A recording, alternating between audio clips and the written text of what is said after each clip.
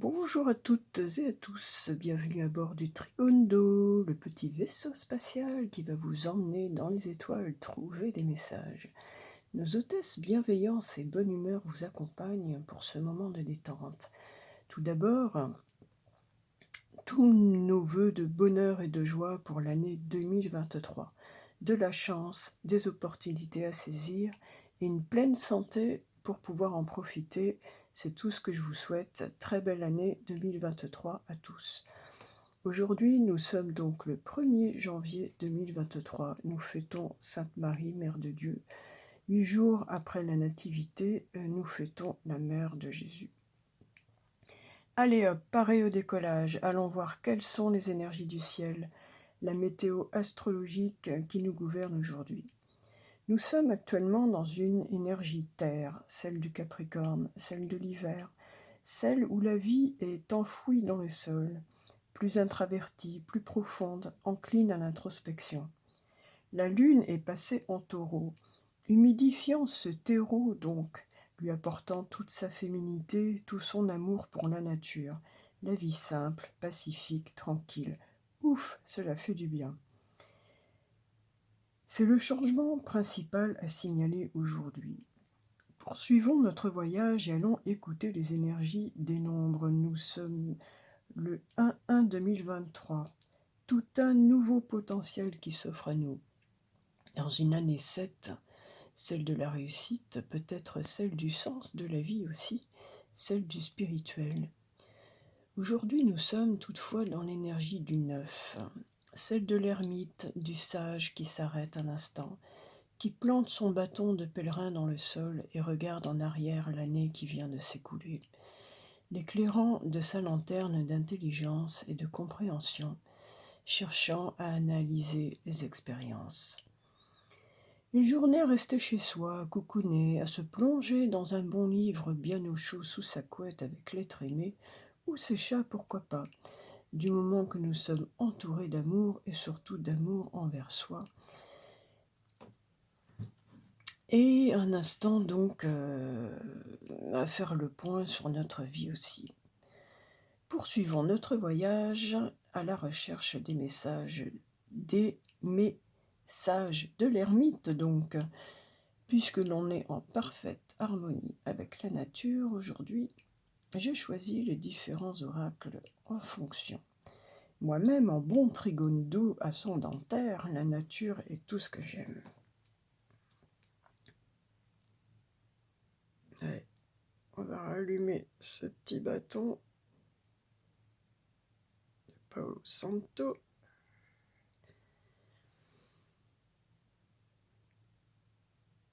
Je souhaite vraiment plein de bonheur à tout le monde. Déjà la santé, parce que sans la santé, on est un peu limité, même avec toute la meilleure volonté du monde. Donc déjà, voilà, prendre soin de soi, bien s'alimenter, essayer de dormir dans de bonnes conditions, d'avoir un bon sommeil, éviter au maximum les sources de stress. Pas facile à faire, à moins de vivre sur une île déserte. Voilà, faire un peu de sport, du yoga, aller nager à la piscine. Déjà, privilégier sa santé avant toute chose. Alors, comme aujourd'hui, nous célébrons Marie, eh bien, j'ai choisi de commencer ce voyage en la mettant à l'honneur avec elle. Qu'est-ce que Marie, Mère universelle, a à nous dire particulièrement aujourd'hui? Alors,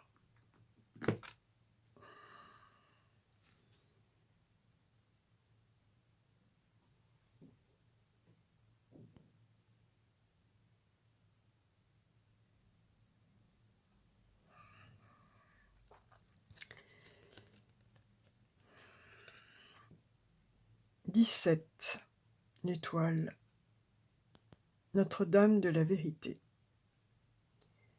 Quand tu choisis de demeurer dans la vérité, de l'exprimer et d'être toi-même, Tu es avec moi. À ces moments-là, ta voix et chacune de tes actions sonnent juste, telle une cloche envoyant des vibrations sonores qui vont désagréger tout ce qui n'a plus d'intérêt pour toi. Être dans ta vérité permet à tout ce qui peut t'assister et te soutenir sur ton chemin de vie de se manifester. Ne te limite pas sous l'effet de la peur. Sois bon et sois vrai. Laisse-moi t'aider à atteindre ces deux objectifs spirituels maintenant.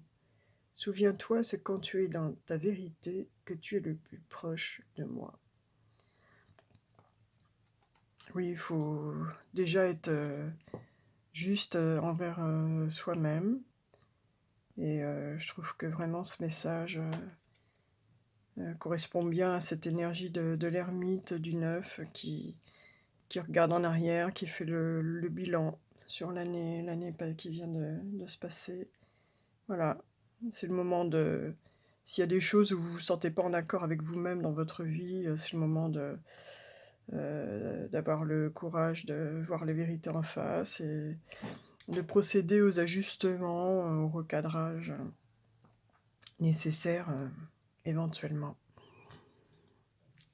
Nous poursuivons. Pour le message de l'homme, j'ai choisi le rêve du chaman.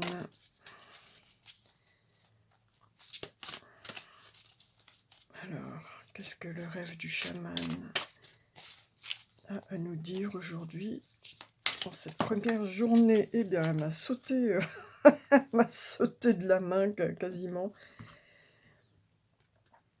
La Vierge de la Lune, nouvelles idées. Alors là, vraiment, nous fêtons la Vierge Marie aujourd'hui. Et la Lune est passée en Taureau, donc dans une énergie terre.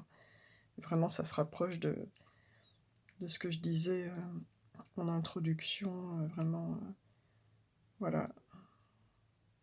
Cette eau de l'élément de la Lune qui vient fertiliser, humidifier cette terre pour qu'elle soit fertile. Et c'est le moment, effectivement, d'y planter de nouvelles graines, de nouvelles idées.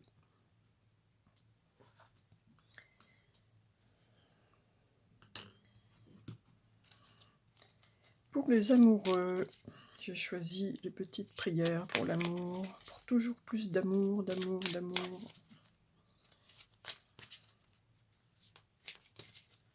Et ce sera celle-là. J'adore. J'adore quand tout se complète comme ça, tout vient se soutenir. Et oui, on insiste, hein, vraiment, on vous dit que tout est possible. Coup de cœur, coup de foudre, attirance mutuelle et réciproque, comme si vous vous connaissiez depuis toujours. Flamme jumelle ou relation karmique, aventure ou amour fou, l'avenir te le dira. Tout est possible. Nous sommes le 1-1, nouveau potentiel, nouvelles idées. La Terre est dans de bonnes conditions pour recevoir les énergies yang du ciel.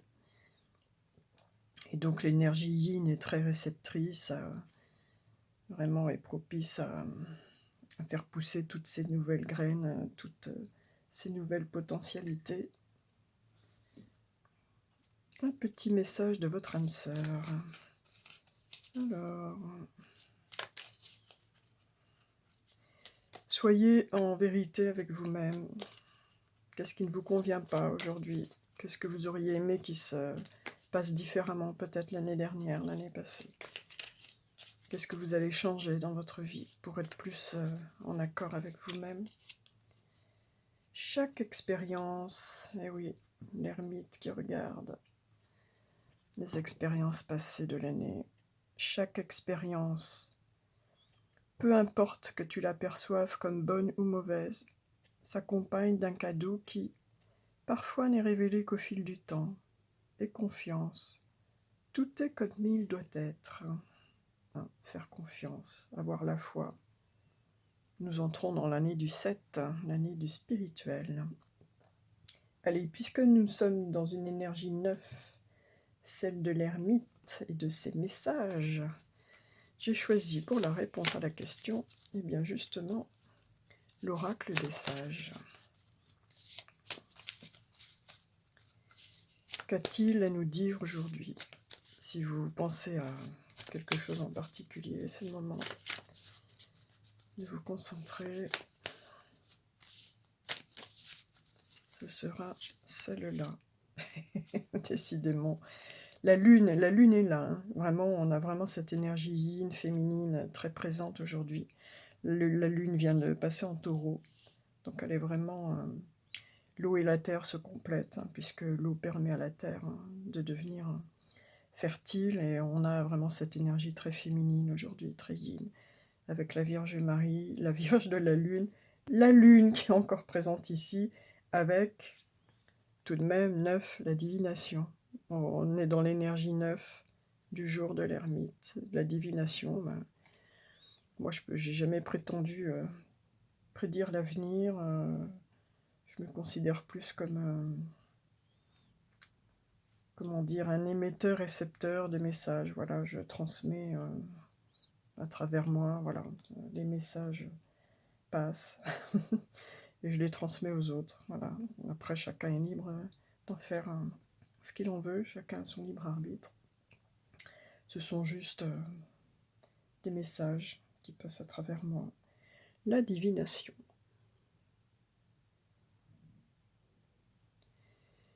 Alors, d'un point de vue plus personnel, j'ai hésité aujourd'hui à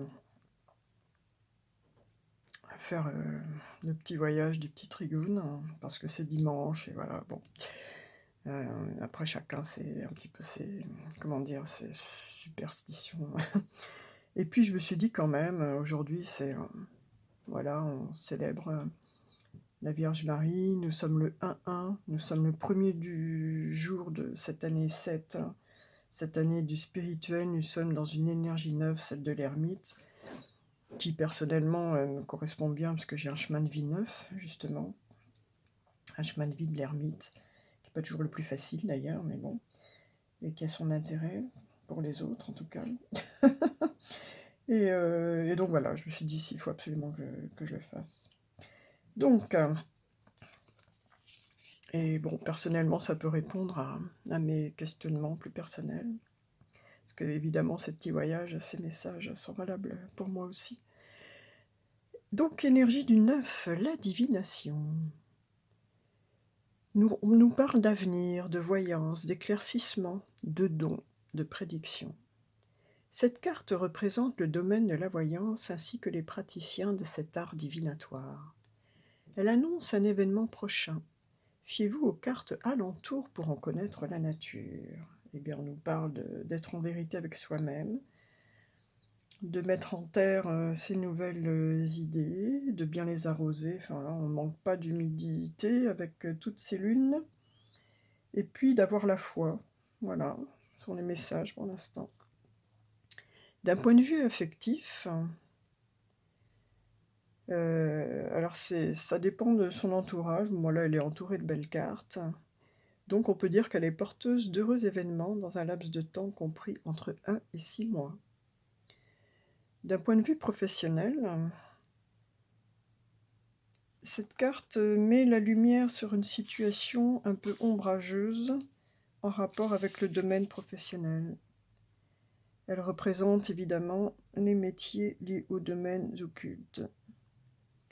D'un point de vue spirituel, cette carte représente les voyants, indique que le consultant dispose de prédisposition à la pratique de cet art divinatoire. Voilà, bon, écoutez, s'il y avait certaines d'entre vous certaines ou certains d'ailleurs, qui se posaient des questions sur éventuellement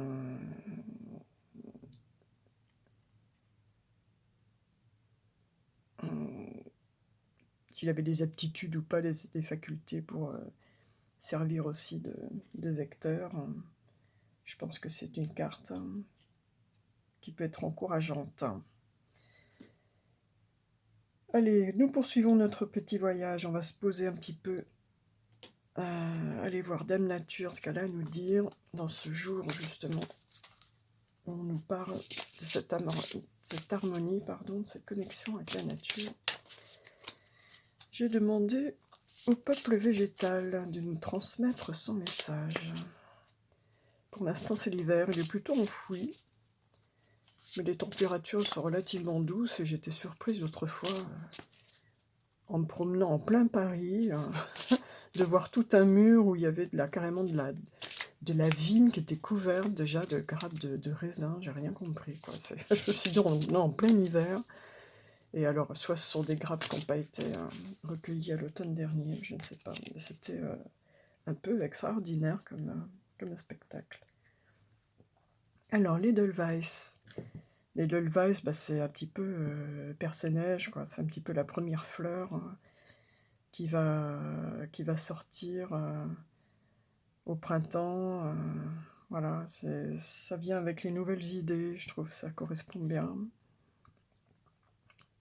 L'Edelweiss, c'est aussi l'artiste, enfin, elle fait partie de la famille des artistes, parce que les végétaux sont classés en différentes catégories. J'ai envie d'aller creuser un peu la question, quand même. Bon, alors là, j'étais chercher le livre de Arnaud Rioux, parce que c'est tellement riche. Et vraiment, ça vaut le coup de prendre notre temps. C'est dimanche, on coucoune. Allez, on se fait plaisir. Donc, les végétaux de la famille des artistes nous parlent et nous disent « C'est tout un art de trouver le mot juste, de choisir l'expression exacte qui correspond à nos sentiments, à nos émotions.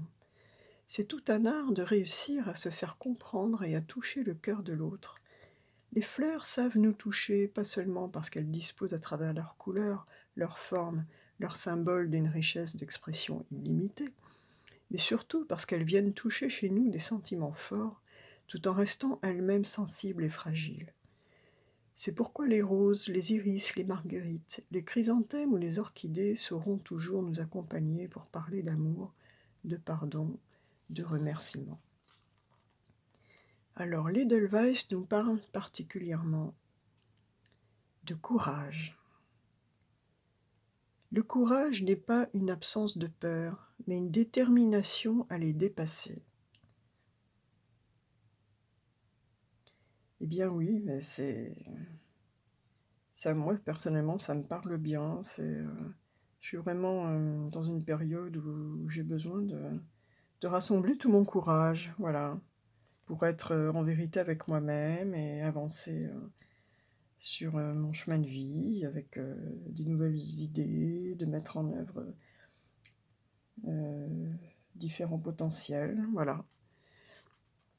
Il faut prendre de la hauteur pour découvrir son territoire. Il faut s'isoler et marcher parfois pendant des heures avant de le rencontrer.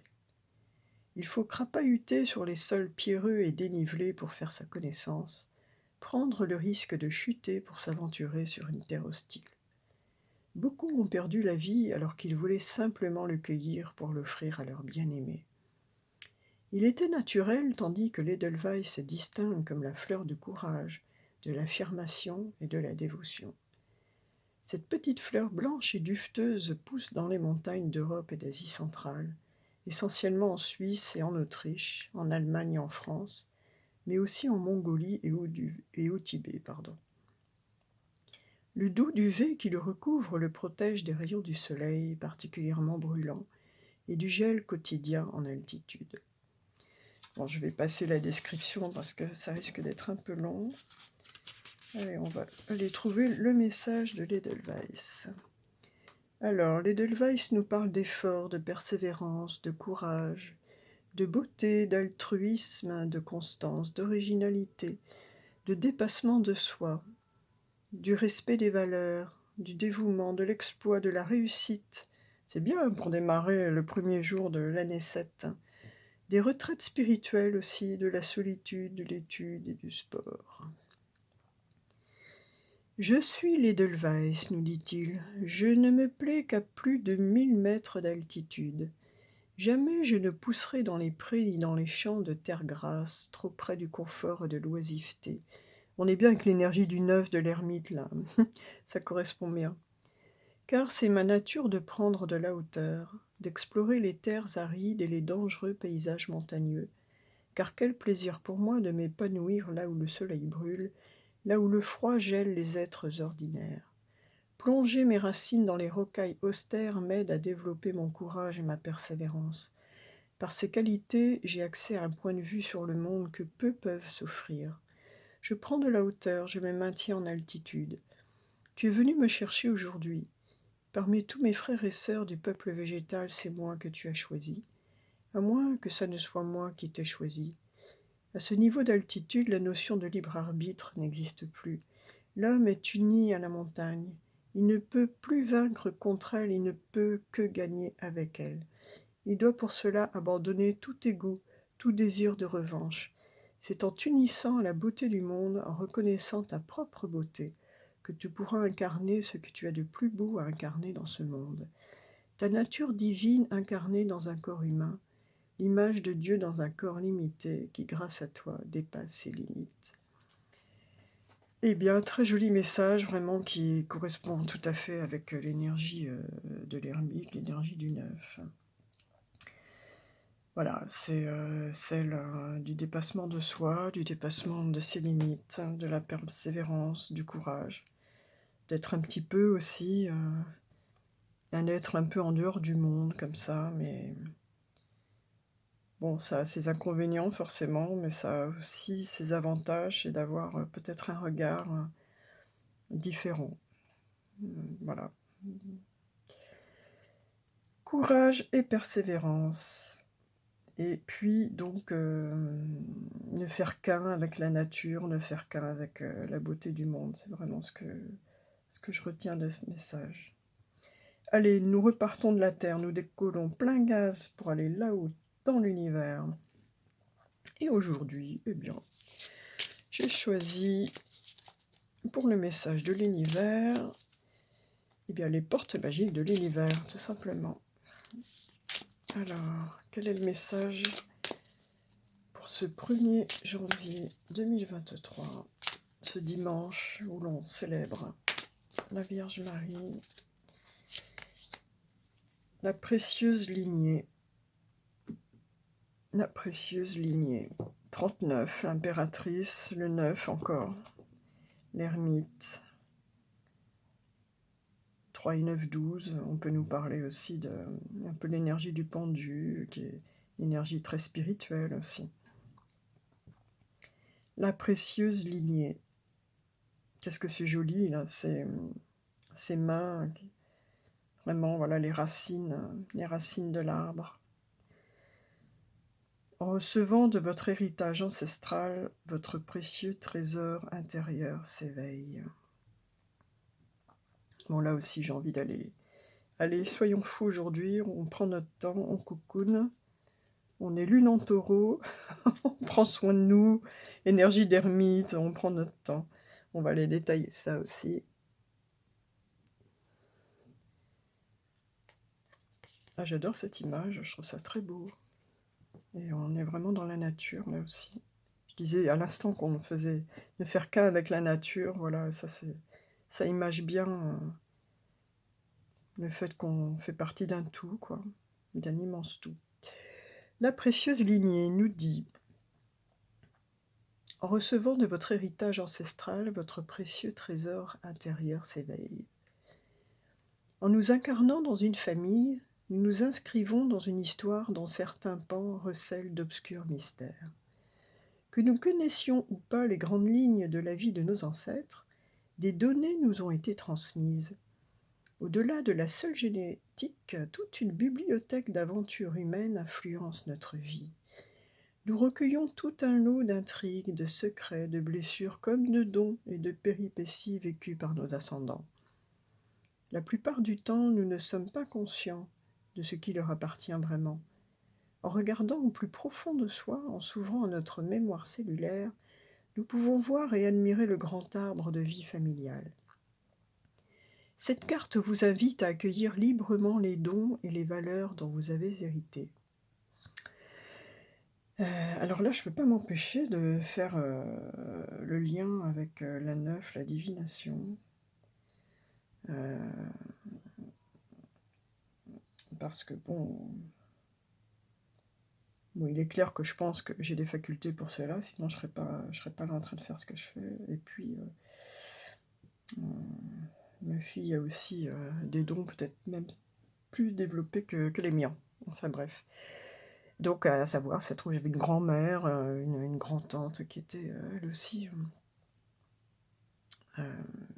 comment dire? Avec une perception un peu plus élevée que la moyenne. Donc les difficultés survenues avec vos parents, grands-parents ou oncles et tantes ont pu vous connecter à la souffrance de vos ancêtres. Pour vous préserver, vous vous êtes peut-être coupé effectivement d'eux, ou à l'inverse, par fidélité, vous en assumez la charge et leurs épreuves. Aujourd'hui, votre désir de vivre votre vérité intérieure, j'adore quand tout, quand tout se complète comme ça, vraiment on dirait les pièces d'un puzzle qui se mettent à la perfection, les unes avec les autres, j'adore quand ça se passe comme ça. Donc, aujourd'hui, votre désir de vivre votre vérité intérieure vous invite à vous connecter aux joyaux de votre lignée. Une des voies pour mettre un terme aux transmissions négatives. Alors des dons ou des talents innés émergent pour s'exprimer parfaitement dans votre réalité. Une petite affirmation que vous pouvez utiliser. Je suis le fruit d'un arbre à 1000 branches. Chacune d'elles participe à mon évolution. Très joli message qui nous replace. On parlait d'être inscrit vraiment dans la beauté du monde, de la nature qui nous entoure. Et là, plus précisément, on nous rappelle que nous sommes inscrits dans un arbre généalogique, dans une famille dans laquelle nous avons choisi de nous incarner pour vivre telle ou telle expérience. Et donc, on nous invite à réceptionner tous les dons de nos ancêtres. Vraiment, très très joli message.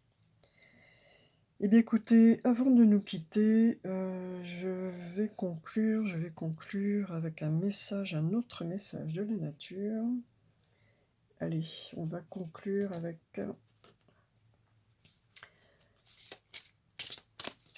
des éléments de la nature que j'adore. J'ai une connexion particulière avec eux. Je ne pourrais pas vivre sans eux. Je parle des animaux. Allez. Ah, eh bien, celui-ci a voulu s'exprimer. Nous allons donc nous quitter avec, eh bien, nous sommes encore dans l'eau, dans l'énergie féminine, dans l'énergie de la lune, qui nous parle de transformation, la loutre de mer. Vraiment, je, je m'émerveille à chaque fois quand chacune des cartes, chacun des messages vient comme ça s'unir, se compléter dans la même direction, quand c'est très clair comme ça, j'adore quoi. Je trouve ça génial. La loutre de mer nous parle de transformation.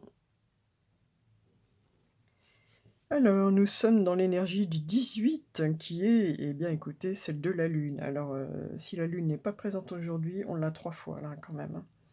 On l'a déjà avec le principe yin incarné, la Vierge Marie, on l'a ici et on l'a à nouveau ici. 18, l'eau, la Lune qui nous parle de transformation avec la loutre de mer. La transformation est une constante qui nous sert si nous savons l'accueillir.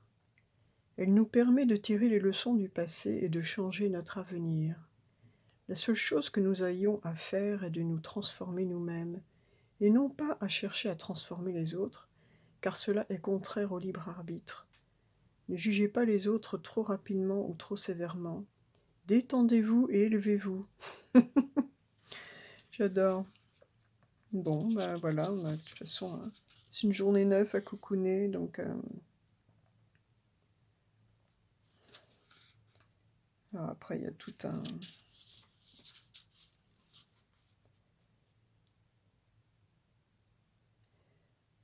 Dans presque toutes les cultures où l'on trouve des récits mythologiques sur les loutres, elles sont considérées comme des créatures hautement magiques, intelligentes et certainement transformatrices.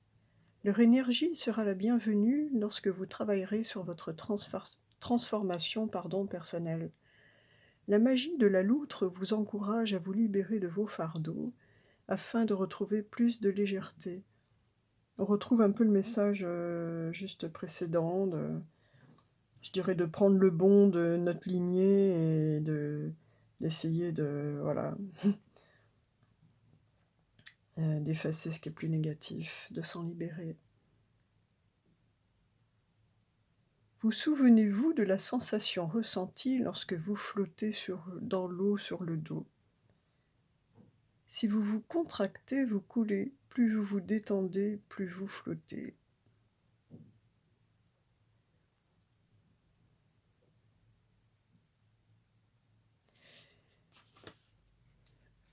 Détendez-vous. Détendez-vous. Voilà, on va finir avec ce mot, bah, écoutez, qui est tout à fait en adéquation avec, l'énergie du 9, de cocooning, de cette lune en Taureau. Bah, écoutez, on a vraiment des lunes partout aujourd'hui. On est vraiment dans le principe yin, le principe féminin aujourd'hui. Voilà, faites-vous du bien, pensez à vous, prenez soin de vous. Et encore une nouvelle fois, je vous souhaite, une très belle année à tous. Et je vous dis à bientôt.